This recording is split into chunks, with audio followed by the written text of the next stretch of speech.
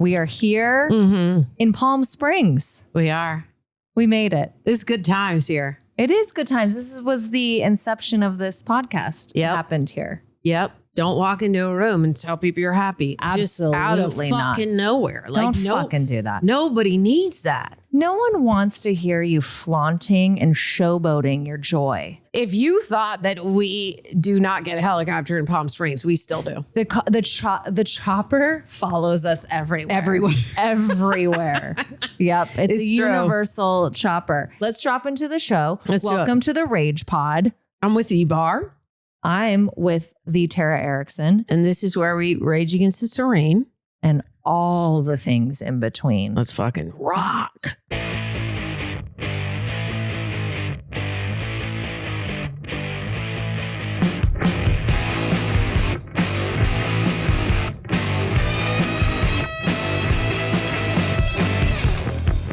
Let's do it. This is the Palm Springs edition.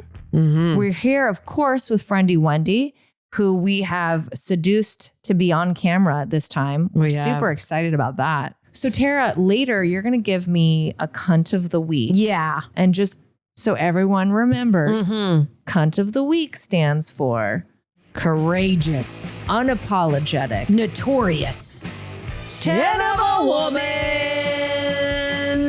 But I got to give you guys the cunt of the week teaser. Woohoo! Can't wait. In my theme, I guess, is singers. You know, music, I always just think like music saves the soul. And if y'all are, it really does. It does. And if y'all are raging out there, I've been in love with him, and they'll probably know. She gave us a big hint. We do not know who this is. Friendy Wendy and Ebar do not know who this is. We don't tell each other the cunt of the week, but I feel like they know me so well they might know who I will say. But I'm is just it Michael say, Bolton? No, he has saved me multiple times with his songs. We know you gave too much away. I know. Well, not to the audience. Not to the audience. Not to the audience. Let it go. He has saved me multiple times with his lyrics and his songs, and I adore him, and I'm just so grateful for him as a musician. And we'll get into that, because if you don't know him, you got to get with the program. I just wanted to say, also, I envisioned doing this podcast in like a bathing suit and like this like long type of caftan thing. And it was going to be so like Palm Springs. She forgot. I forgot my bathing suit. What? You did? Yes. I barely have an extra set of clean underwear. Well, that is what I'm working with here. It was so the opposite of the dream that you had for this. So trigger warning. We may use words or phrases in this episode that make you feel weird, but we don't go as far as using the word moist. We're not animals. Social media after sex. That's a good band name. That is too. That's a really good band name. Social media after sex is so good. Copyright Tara Erickson and the Rage Pod. Don't be a bitch about it. Or you got to come to us and be like, I got it from the Rage Pod. Do not be a post-coital social. A bad cunt. What about that? Wait, say that. Disgusting word. Oh my God, I love it. Oh my God, she hates it. I said post-coital social. I love that. I love that she thinks post-coital. You know what else? Which I do agree with her on. Like, I feel like I'm kind of neutral about coital. Like, it doesn't, but we both agree on brekkie.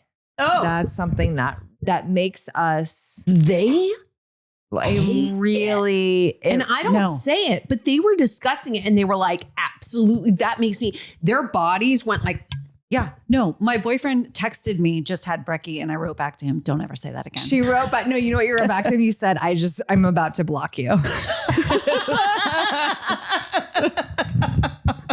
Oh my. That's funny. I mean, it is like up there. It's almost like not, I feel like Pookie is so ridiculous, but like I would never like, unless it was ironically, but I feel like it's almost worse than Pookie because Pookie is so like, no one's actually using that. Give me the context of how like if someone called someone their boyfriend or girlfriend. Oh, Pookie, hi Pookie. Like it's no one's doing that. No, but it's kind of in that world. Nobody I know. Like who's saying brekkie? Who's saying? I know a couple people that are saying it. That are saying brekkie? Yes. And are they saying it like earnestly or ironically? Not ironically. Okay, that's just weird. But Are you sure they're not saying it like, let's go get brekkie? But still, that's annoying. Yeah. Don't say that. I feel like even ironically, it doesn't work anymore. Yeah. It doesn't work anymore. It's Right. Just, it's PSA. like, okay, it's just not funny Stop enough. saying brekkie. I mean, if I were to ever use the word brekkie, which nobody around me uses that word, you guys brought it up this weekend. I would ask that if I something would- was wrong with you. Totally. I'd be like, what's happening? What's going on? Yeah, you would. You would. To quote Frozen 2, I would say, oh, it's like, oh, you're wearing mother's shawl. You always wear mother's shawl when something's wrong. Oh my God. That's so you guys want to go get brekkie? never. Like you know that I'm dying inside if I use the word brekkie. Stop. You know who another word that like is a joke in our family that for some people, oh, it's actually my sister. Panties will send her to the fucking moon.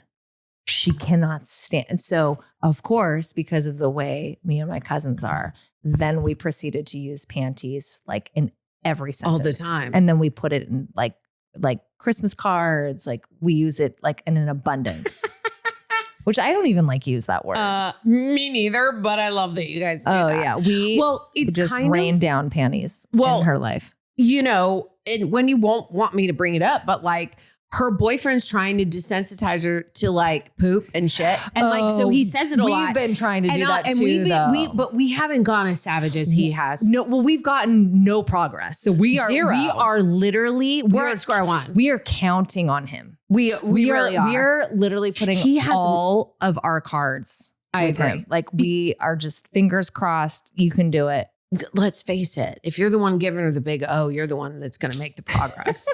Like Big we're O. over here just going like, The big O. we're over here just going like, I pooped today. Maybe she'll hear it and be fine with it. But nope. Like with some of my friends, we'll full on be like, oh my God, I had the biggest blowout.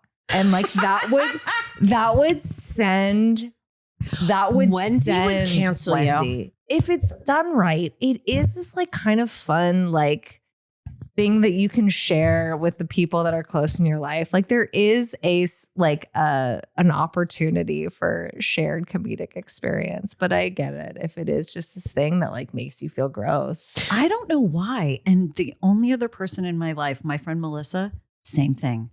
Oh, that's She nice has though. the You guys can same- bond over that. We just can't handle it. Really? Like shit for you guys is like brekkie for us. Well, I have the brekkie issue too. No, I'm saying like the way Yeah, you and I brekkie feel for about you brekkie guys. is the way Yeah, for you and you her too. feel about shit. Yeah. Yeah. Although I feel like shit and poop is way stronger for her than brekkie. Oh, for sure. It's for over sure. the moon For strong. And that's why I told her, I said, you have trauma about it. Obviously, this had to have started in childhood. We need to talk about it in therapy and we need to desensitize you. Okay, so and I was like, we don't have to talk about it, but I'm going to tell you. Okay. It's Can we giving talk about it? childhood trauma poop. here, can we talk about it for a second? Because I do think, and we all have this, right? Yeah. I think that it's like undiscovered, like internalized sexism that you like. I don't think it was anything that you would actively feel that because right, like it's like girls aren't supposed to poop. She's That's right. like kind of where that comes from. Erica's a little bit right. You are digging deep. I was not expecting this for this episode, and I am feeling very uncomfortable. Do you see? Do you see? Amazing. It's a breakthrough. That was amazing. Like how honest she got just then. That's what we need from everybody. But it might be, but I think we all have that. Here's I'll give you one that she and I have that you don't have, right? Like Wendy will be free as a bird and go right in her pool in the nude, no problem. Totally. Yeah. But we don't. We don't. Well, my first thought when you said you forgot your bathing suit, I was like, oh, who cares? Just fucking go naked. Exactly. And I don't know if I would do it. And so that's my own shit. Right. We would just wear a bra and But underwear. that is also like, again, that's like some weird gender shit. Because I don't think a guy would think twice about They it. would I really not. don't. Honestly. And I know you wouldn't. But I'm saying like, so we all have our things that like this conditioning that, you know. I think I was literally born that way because my mom said even as a child, I was constantly stripping my clothes and just being naked. I love that. That's great. You sound very French, although I know you're not. That is so not. I've said this before and I was like, that's so not what I thought you were going to say. I'll take it though. We. Yeah. Like she's ready to get out of this caftan In 2 seconds. right in 2 seconds. now. Like right now. How freeing is that? That like it's just not something that if I forgot my bathing suit, I'd be like, I'll just wear my shitty underwear and like my bra. Like I don't think I've ever been skinny dipping in my life. What? I don't think I have. I definitely have Like, when I was I don't- younger, but I feel too body conscious now. Really? Yeah, but no, I mean, I do feel, I think more body conscious in just getting a little bit older and being like, I get there's that. like weight that's kind of around my tummy that's like hard to lose. And I'm not saying this is like stupid problems that like I'm fine, but it is like, I don't want people to be like, what the fuck are you complaining about? Like, I'm fine, but you can understand that everybody has their own shit. You brought up something that like what I've always been conscious of in terms of like being in bathing suits and being naked is like being so white. Yeah. Like when you're so white, like your body can't hide anywhere. It's all there. You know? Right. It's also just like, it's like, whoa, it's blinding. You know what I mean? But that's like one of the things. Yes, I've been skinny, but I wasn't like, doing it all the time. Of course. As free as a bird as I would have loved. Because people can look at you and go, she's perfect. She's the body that I want. She's skinny. She can wear a crop top, whatever. But my point being is that like everybody has their own issues, but like you just have to remember that like when people look at you, they're not really thinking all those things. They're mostly concerned about them and their themselves, ass and their 100%. boobs and their legs and maybe cellulite. They're and thinking how their about feet their look own and do I have shit. kinkles? Do my elbows look weird? Are they dry? Are they like, I'm telling you. Do I have a weird mole? Like it's like all exactly. the things. And I have so many. So we all have our shit. Hers is shit. Literally. But yeah, I think it would be interesting to like maybe investigate that a little bit. I have a challenge for all of us. How about I let you openly talk about this subject while we're here this weekend, and I will discuss it as well. Oh no, I know what But she's going to say. I know what tonight, she's going to say. we skinny dip. By the way, skinny dipping with like your two friends at night is so not a big deal. And I know it's not. it's a big deal. And But it's like, a big deal for us. It totally isn't. Like, where does that even come from? Because, like when I went to Olympic Spa or We Spa, the one that you guys like, and this was like 10 years ago, and they were like, okay, go take your clothes off. To be naked at You these have to- spas. When you you have go to be. into the locker rooms, you have to be naked. And they were like, okay. And the host helped me, and she was like, okay, take off your clothes. And I was like, okay, okay, this is fine. And I did. And then you walk into the spa and everyone there is naked. And it's just like, nobody Very cares. naked. Nobody cares. Very nude. Everyone is very buck naked and nobody gives an F. the strutting that's that's effortless. It's not like people that women are trying to strut. They're just strutting because they honestly too, it's probably because like they feel safe. Yeah. They're in this like locker room of all women. They're like, oh, I don't have to worry. I'm naked. No big deal. And not even in the locker room, because it's like I've been naked at a YMCA and there's older women, younger women, they're all getting naked. This is like when you walk into the spa, there's a huge pool, a cold plunge. But there's no a men in there. There's no men. Yeah. But I'm saying that like You think it's different though than the YMCA? I just want to clarify. it vary because you're in the locker room and you're still like versus like you the sauna only. Like where? Like how is it different? There's a huge pool and a cold plunge and a sauna and know, a I've cedar done it room recently. and everyone in there is naked. Yeah. You do not do that at the YMCA. You have a towel on. The only time you're going to see a naked woman I is in see the it now. locker room. This is like a thing that I'm doing where I was like, oh, I can get in this pool. Everybody's naked. Okay. Nobody seems to be like staring at me or weird about it. And like, they'll just sort of like look at you and smile, like, because maybe they could tell that I was like, I kind of don't know what I'm doing here. And then when you get the massage, they call your number and they're like, come here. And you are just, everybody there is naked on like 5 tables. They splash water on you. They give you a body scrub. They're like, flip over. And then they wash. They do not fuck around with They this don't. shit. They don't. They And don't it's- even have any time for any like body consciousness. No. They're like, we're going to slap on some scrub and it's going to feel that you lost 5 all pounds of your skin when we're done with you. It is funny how different. I think maybe people are just raised differently. Where I don't know what it is. Yeah, with well, us, you know what it is? It's interesting because it's like in some households, maybe it's to your point, Tara, like it's, bodily functions we're totally cool with. This is normal, but sex is not. And I think that for women, we I think all of it, I think we need to be a bit more free about and forgiving and accepting. But it is fascinating, like for different people, it's different things. Either you're a teenager and you have too much oil, or you're reaching menopause and all you want is oil because you lose it as you age. Fun. Yep, finding skincare that works for you is a toughie. Except that we found the unicorn, Neon Hippie. It has 7 mushrooms, it hydrates, it's full of nutrients. Guess what? You get a discount on Neon Hippie for listening to our podcast, The Rage Pod. Use the code RAGE for 25% off at neonhippie.com. We are going to talk about on this episode, we all know that when you say the words group project, that usually solicits a groan. But also just any kind of group planning, group vacations, there's some shit there to unpack.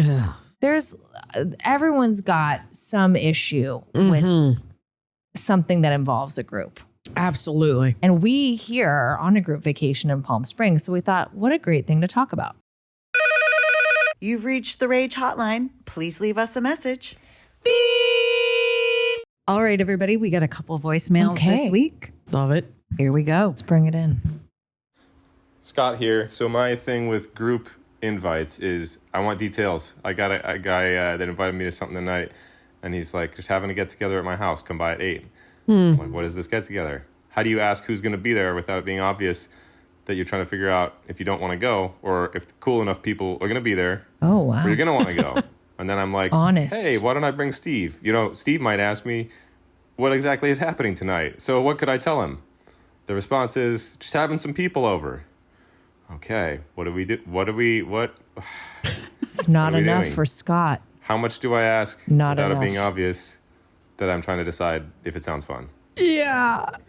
Oh, God. I would be like, I guess at that point, you just have to be honest, right? You have to be like, yeah, got it. Like, anybody there that I know? I don't know. I would absolutely ask that. I'm Totally. constantly like, who's going? Who's going to be there? What's the vibe? Yeah. What's parking? Is there food? Is there drink? What is going on? That makes sense for you, friendy Wendy. I feel like there's a gradient, right? Like there's like a spectrum. I feel like what he just described was very vague details. And then there's like super planned out. Right. Like the friend might be offended if he said, yeah, like right. That's am how I not what I'm enough? getting. Am Exactly. I not enough? Or me and my friends, Yeah.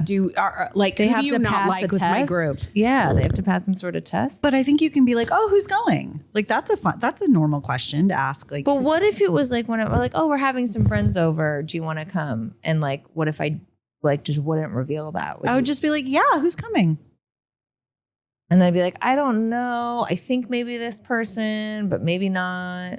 You know How what? would that just be like an immediate pass? No, definitely not. Okay.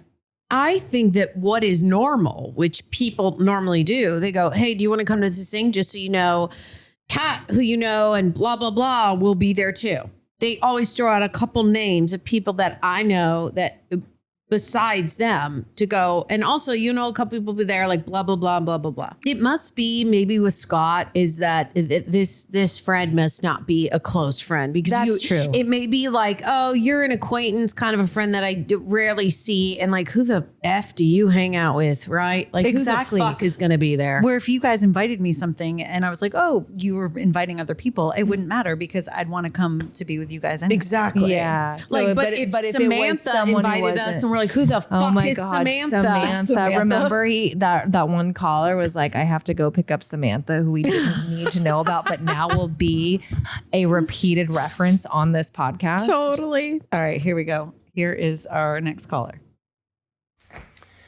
Hey, Ragers. I'm calling from up in the Central Coast area. Just thought I'd call and share what drives me a little crazy about vacationing with friends.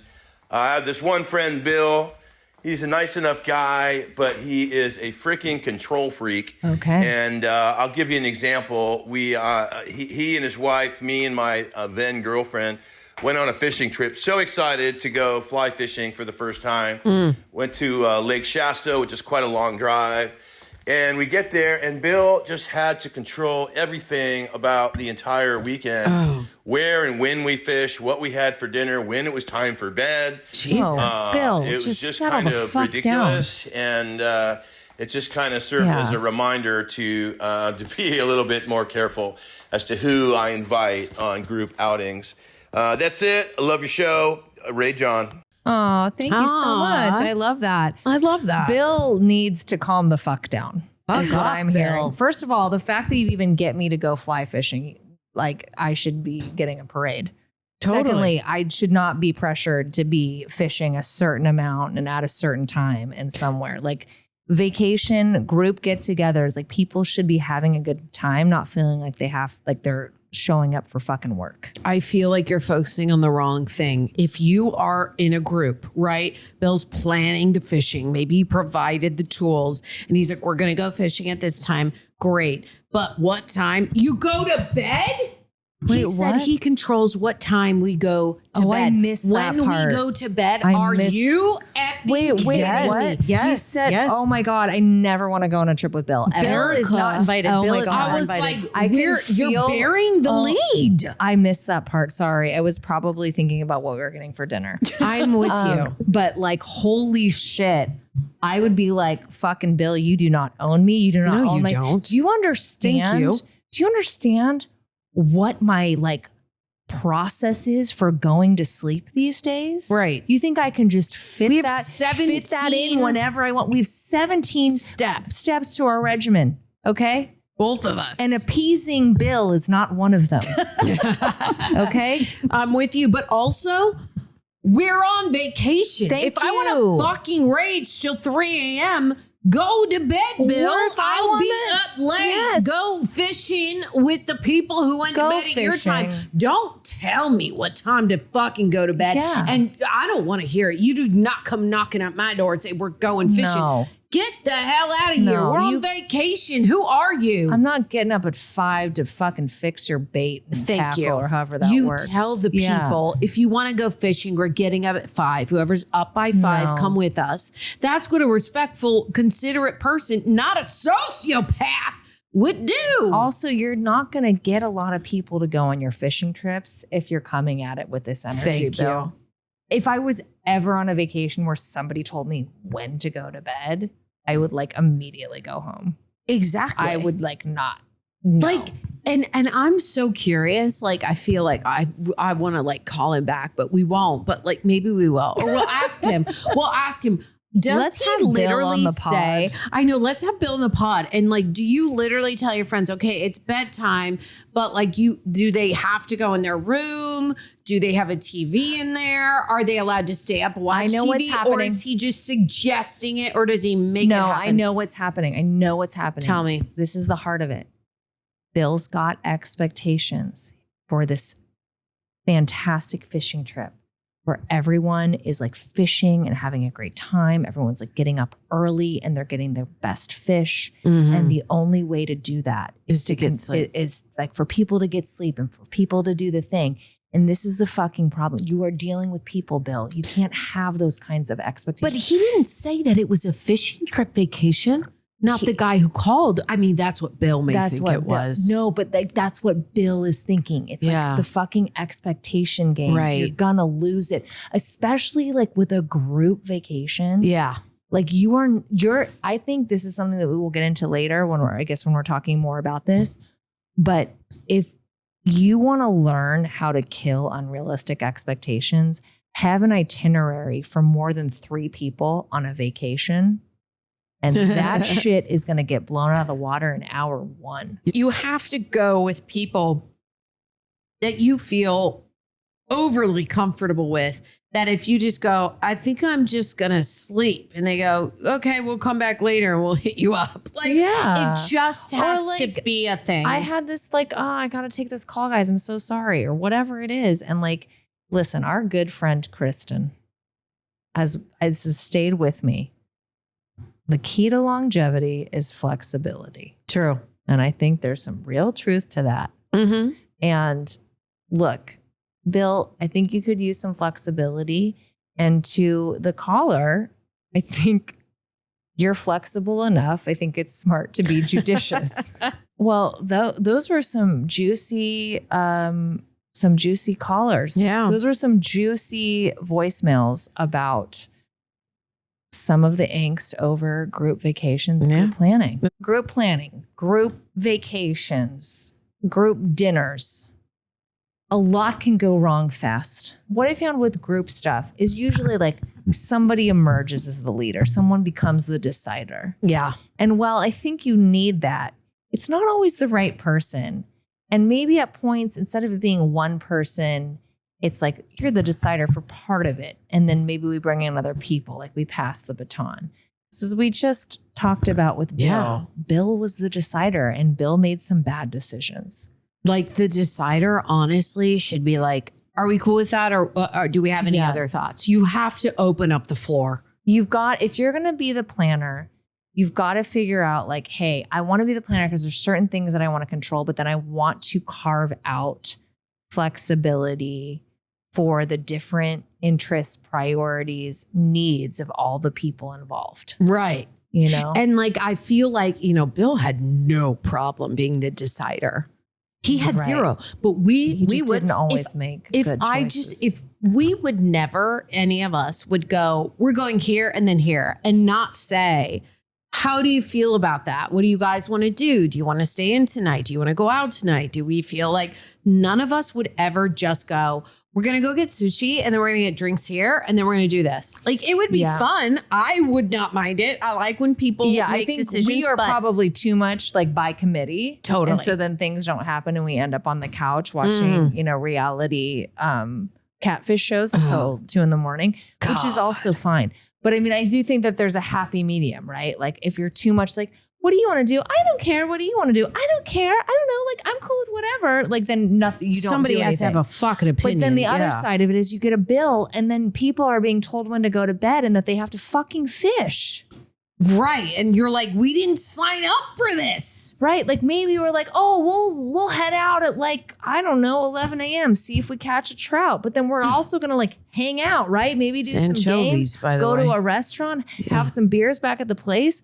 I don't think that was on Bill's agenda. I think if you go with a group, you have to go under the assumption that everybody can do what they want. Yes. And I have to say, such a big one. I have to give it up to my ex-husband. He is a great itinerary maker. His Italy itinerary is legendary. And we all fucking made fun of him for it. It's literally 4 pages and he did it without ChatGPT, which God bless him. Wow. But he was so detailed with it. And as much as we were making, it was like, okay, well, this is good. Like, this is a good guide of everything we like could do or want to do and whatever. But it was the type of vacation where it was like, oh, we're going to go bike to this town. Cool. I'm going to lay by the pool for the rest of the day and read my book. Like, you could just go do what you wanted to do. But it was so great. We did have somebody that laid everything out for us. And you get to choose. And you get to choose. It's choose your own fucking adventure, which is exactly how it should be on vacation. Give choices. And look, sometimes like my sister's a really good planner.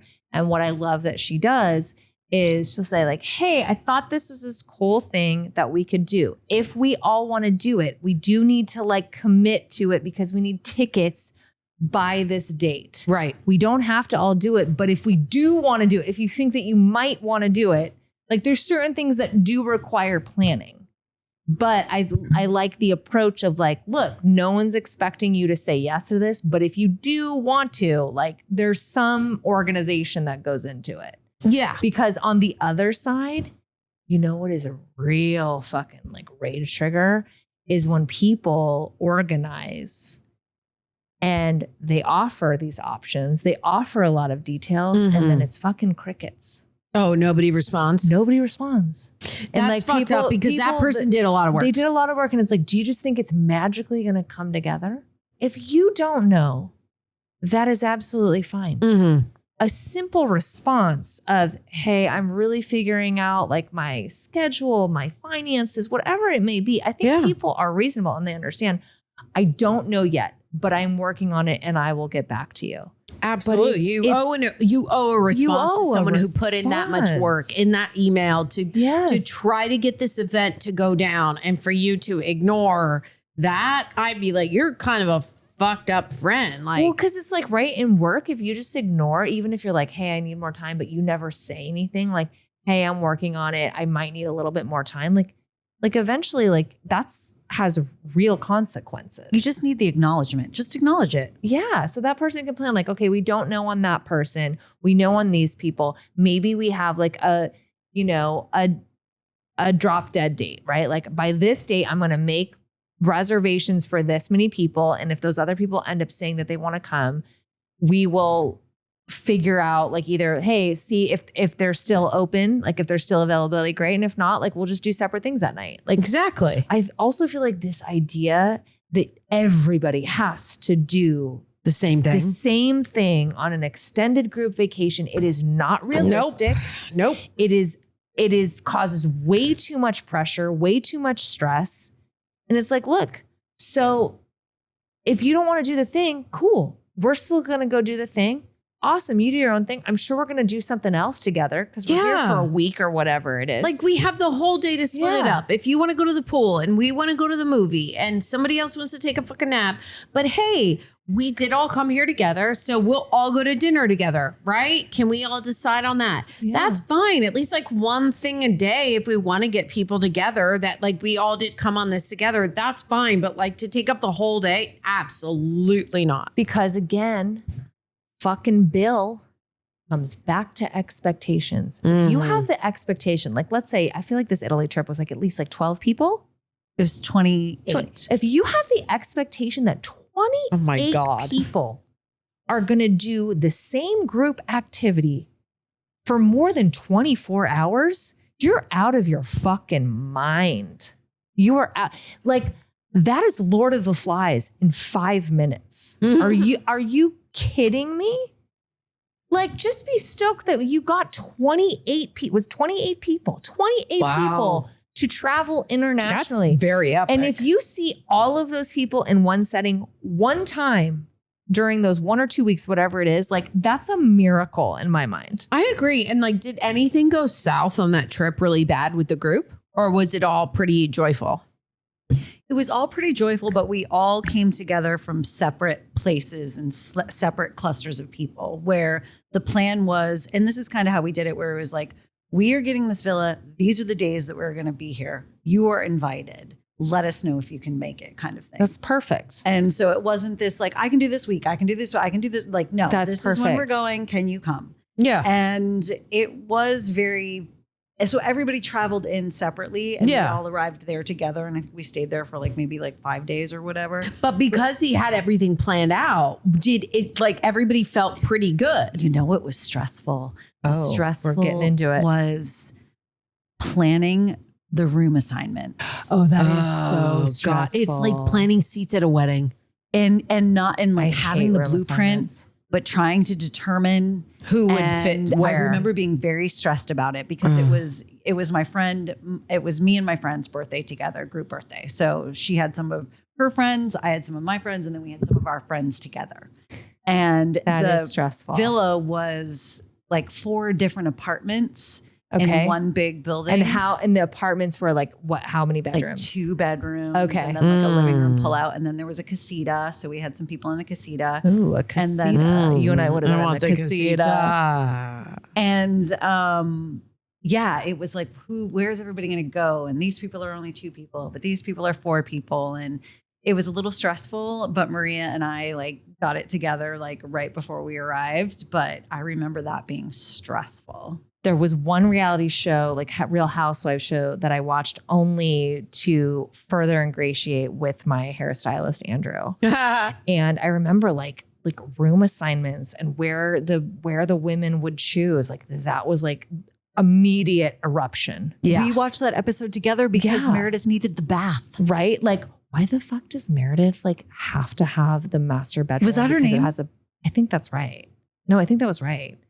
There's so many women and there were so many needs that I can't keep track of it all. But Meredith was definitely one of those women. And she had to have a And bath. she was like, I have to have a bath.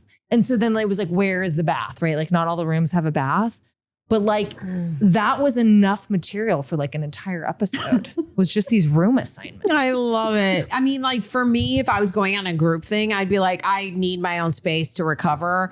Like I at least need my own room where I could close the door and be like, just shut the fuck up.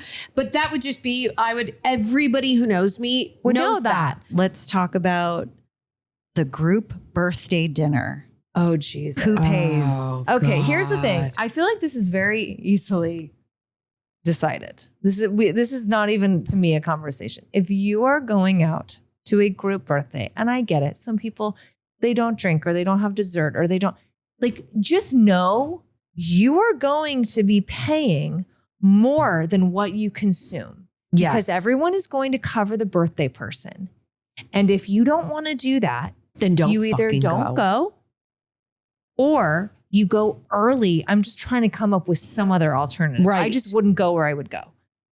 You like go early and you set it up where you have a separate tab Yeah. and you make sure that like, hey, I'm only going to have like a soda and I'm not going to eat. And then you still contribute to the birthday dinner Yeah, of because you're course. there, but then you still limit how much you're paying. How much you're paying. Otherwise, like I don't even see this as a discussion. Right. But it is such a big pain point. It really is. It is. Or everyone that's going out to the dinner needs to be on the same page of like, we're going to itemize the bill, Correct. you know? But even still, that's a real fuck you to the waiter or the waitress. Like, if you're going to do that, then someone still needs to pay. And then everybody Put else down Venmo. one card. Yeah. Don't be a fucking animal. Yeah. And say, can you split it There's through 13 17 cards? ways. Yeah. God. And then it's like, if you do that too, you're kind of like, now you're making the whole night a wet blanket. Like you're the wet blanket of the night because you're doing that.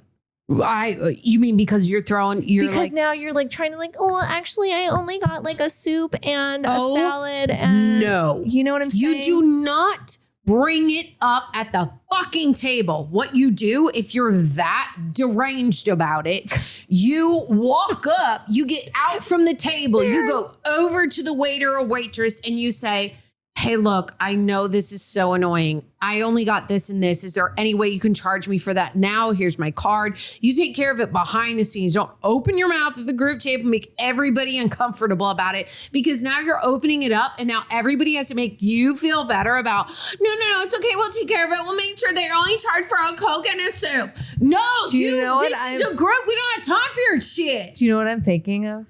This person dates Bill. Oh my God, they're fishing for anchovies together, those little bitches. Why is she saying anchovy? See, I know. Bill, this is what you've done to her. This is what you've done. I'm assuming It's you're fishing anchovy. for it's like It's you're anchovy. giving We're anchovy. not- yes. You're not giving bass. You're not giving trout. You're giving anchovy with your controlling vibes. Okay, so Terry, you have a cunt of the week for us. And just for the listeners and watchers to remember, Cunt of the week stands for courageous, unapologetic, notorious, 10 of a woman slash whatever man, you slash want. they them slash. It- You said it could- paperweight last time. I like that. Yeah, it could be a guitar. Could be a tree. Yeah. Any of it. Now, yes, my cunt of the week is Noah Khan. We knew it. We knew it. It's stick season. It's Stick Season. Like that was, so if you don't know him, Stick Season blew him up. That's the song. And he is from a tiny Vermont town of like only 1,000 people. But, and he's dubbed as like Folk Malone. Because and of- they've performed together. They have. Yeah. Yes. Because of his mix of emotional songwriting and humor, which has really grabbed me the most, is like the way that he writes stuff. But mainly he is a mental health advocate. He's open about his struggles with anxiety and depression, which I really appreciate. And it comes through in his song lyrics. He often uses his platform in lyrics to normalize conversations around mental health, which I think we need more of. His honesty has earned him a very loyal and supportive fan base, which I am there for. He also loves his dogs. Like his album cover is him and his two dogs. And I made a shirt when I went to that concert that it says, and at the end of it all, I just hope that your scars heal, because I love that phrase.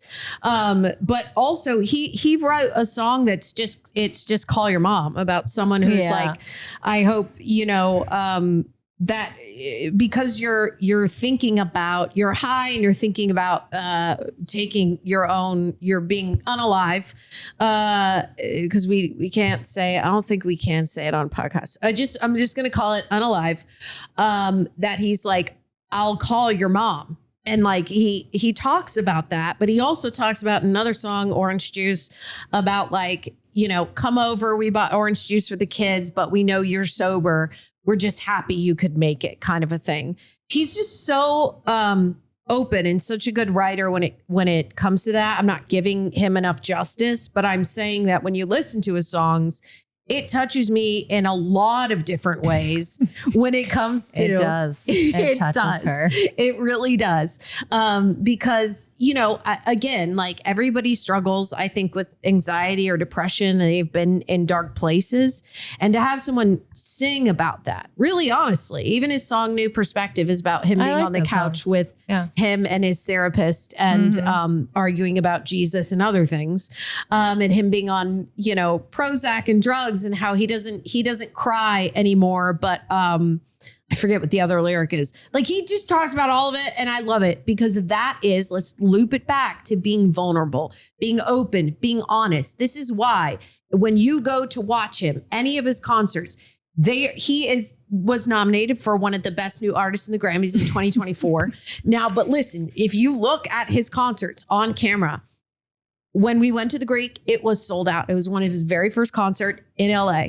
If I look at any concert on YouTube, because I often watch them because I just want to hear his songs, there are people that are there that it's like Michael Jackson. They are crying. They're singing every word, and they are crying because they're going, this person understands me. I've gone through this. I've gone through that.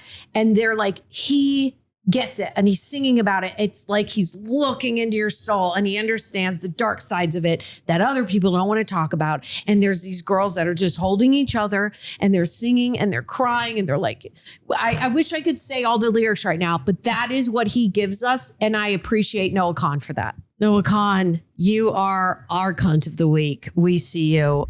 That concludes our Palm Springs edition of the Rage Pod. Thanks for hanging with us. Tune in every Wednesday for new episodes wherever you get your podcasts. Deep breath in, rage scream into your pillow.